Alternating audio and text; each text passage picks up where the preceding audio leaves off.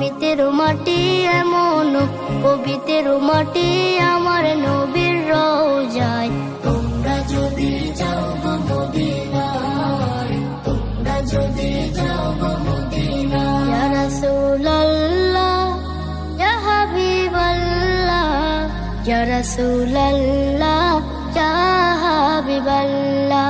Medina শরীফের মাঝে বেহেশতের বাগান আছে,